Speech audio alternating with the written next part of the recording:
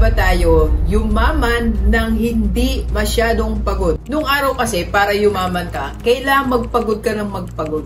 Meron mga taong pagod, pero wala silang pera. Hanggang gabi, pagod na pagod. Pero pag tinanong mo, meron ka bang naipon? Hindi nila tayo masagot ng yes. Pero meron tayong mga taong nakikita na super relax at may pera.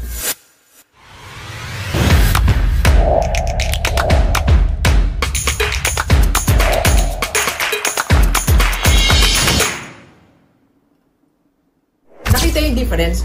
So ngayon, in the advent of new technology, in the advent of the new strategies na napakadami pwede nating gayahin, pwede tayo maging relax, may pera, hindi sobrang pagod. Alam mo kung papipiliin ka ngayon, anong gusto mo? Yung pagod na pagod ka, wala kang pera, o medyo pagod ka pero madami kang pera. Natural, pipiliin natin yung second. So anong gagawin natin ngayon? There are three. You think, you build, you buy. Dok, paano yung tatlo na yan? So, paano tayo yumaman ng di masyadong pagod? Gagamitin natin ang ating idea. This time, isa kang thinker. So, ano yung iisipin natin? You'll be thinking of one idea. Then, pag may naisip kang one idea, you can create your technical team. And you execute. Tandaan natin, sabi nga nila, hindi porke may idea ka, yayaman ka na. Kailangan may kasunod na execution o ginagawa mo. Marami naman tayong ideas, di ba? Puro nga tayo ideas eh. Kaya lang walang nag-execute. Bakit walang nag-execute? Kasi mahirap. And pag nahirapan tayo, we stop from there. Tumitigil na tayo kasi nahihirapan na tayo. Ang gawin natin, gumawa tayo o mag-create tayo ng technical team. Tapos gawin natin yung idea na yun. Then, habang ginagawa natin siya, just keep on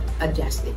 So, ano yung naiisip mong idea ngayon? I'm sure, mahirapan kang mag-execute, kaya kailangan mo ng team. Now, next, ang second is build. So, paano po yung build? You build your team. Pwedeng kaibigan mo, mag-create ka ng team. And that team will start executing one idea. Ito, baligtad naman. Meron ka ng team. Itong team na to, ito yung merong isang magaling sa computer. Ito yung isang merong magaling sa finance. Then, you execute idea. Pwedeng idea mo o idea ng iba. From there, you keep recruiting people. Itong idea na to, itong second way na to, na team building or building a team, dito po, you keep on recruiting talents. Dapat lagi tayo nagre-recruit ng talents. You are building people. Hindi ka naubusan ng magagaling na tao. Pag hindi ka naubusan ng magagaling na tao, meron kang taga-execute. And third is buy. Anong bibilin ko do? You buy existing business. Yung naipon mo, ito na yung tamang panahon para gamitin mo yan. Di ba dalawang klase niipon natin? Tandaan natin, sabi ko po sa inyo